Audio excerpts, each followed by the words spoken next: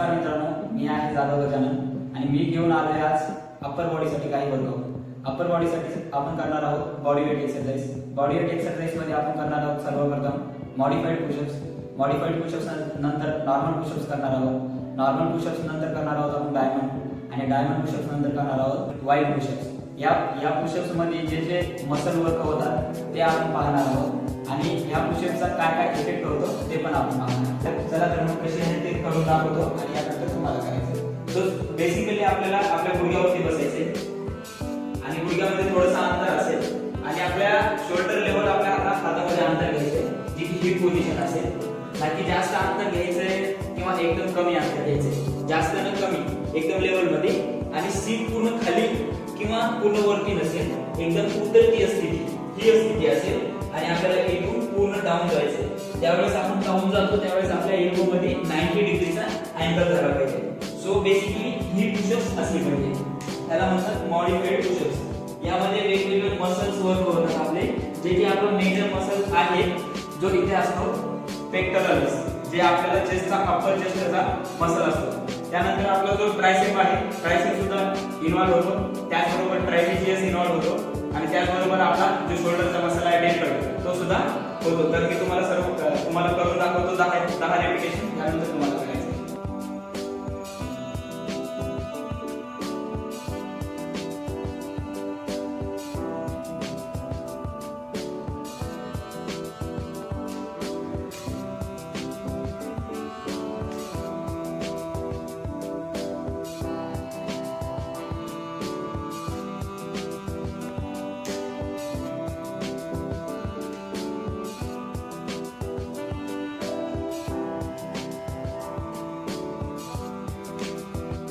जे आता आपण पाहिलं ते मॉडिफाइड पुशअप्स होती आणि आता आपण पाहणार आहोत नॉर्मल पुशअप्स। चला तर पाहूया नॉर्मल पुशअप्स। सो बेसिकली आपल्याला हातामध्ये शोल्डर लेवल डिस्टन्स घ्यायचे, जे की हे असेल आणि आपल्या पायामध्ये थोडंसं अंतर घ्यायचं, ज्याच्यामुळे आपल्याला स्टॅबिलिटी भेटेल आणि ही पोझिशन असेल उतरती स्थिती आणि आपल्याला समोर बघायचं एक फूट समोर बघायचंय, ताकी हे पूर्ण कुणाचं असं असेल किंवा वरती असेल हे नाही ठेवायचं, ही पोझिशन असेल।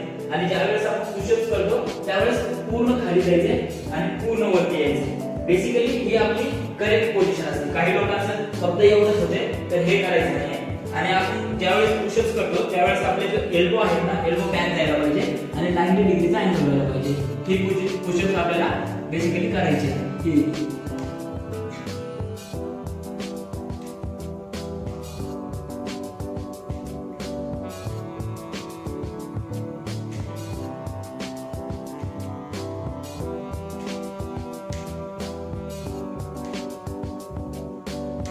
आता आपण नॉर्मल पुशअप्स पाहिलं।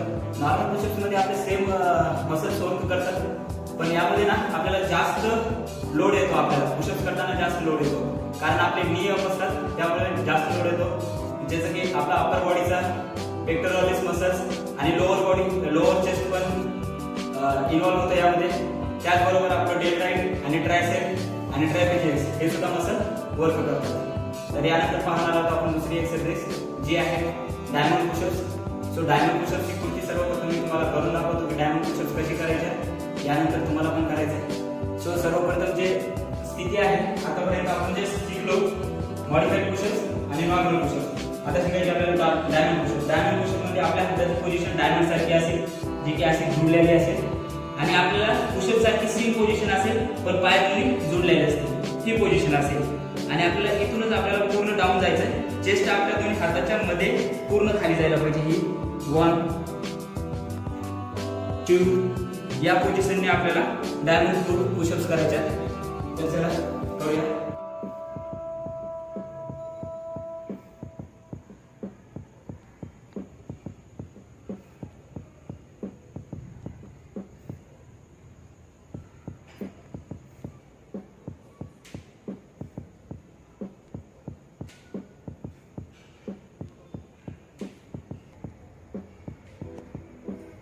सो आता जे आपण पाहिलं ते डायमंड पुशअप्स होते आणि डायमंड पुशअप्स मध्ये पण सेम मसल वर्क करतात, पण डायमंड पुशअप्स करताना आपल्याला जास्त ताण येतो, त्यामुळे आपण मॉडिफाइड पुशअप्स केलो, सिंपल पुशअप्स केलो आणि त्यानंतर डायमंड पुशअप्स केलो। डायमंड पुशअप्स करताना आपण थोडंसं अप करतो त्यावेळेस जास्तीत जास्त चेस्ट इन्व्हॉल्व होतात आणि चेस्टचे मसल्स तर यानंतर पाहणार आहोत आपण वाईड पुशअप्स, जे आता मी तुम्हाला करून दाखवणार आहे. पुशअप्स मध्ये आपण ज्यावेळेस नॉर्मल पुशअप्स मध्ये शोल्डर लेवल डिस्टन्स घेतो त्याच पद्धतीने आपल्याला हातामध्ये शोल्डर लेवल डिस्टन्स घ्यायचे, पण आपल्याला जेवढा हात ठेवतो त्याच पद्धतीने आपण एक फीट अजून थोडंसं बाहेर ही पोझिशन घेणार आहोत. ह्या पोझिशनला म्हणतात वाईड पुशअप्स. आणि आपली सेम पोझिशन असेल, जे पाय आपले सरळ असतील हीच पोझिशन असेल, उतरती स्थिती, ना खाली ना वरती, ही पोझिशन असेल आणि इथून आपल्याला पुशअप्स करायचे. ही पुशअप्स 1. पण ज्यावेळेस आपण पुशअप्स करतो त्यावेळेस आपले एल्बो बॅक साइडलाच जायला पाहिजे. 2. ही पोझिशन असली पाहिजे. 2 3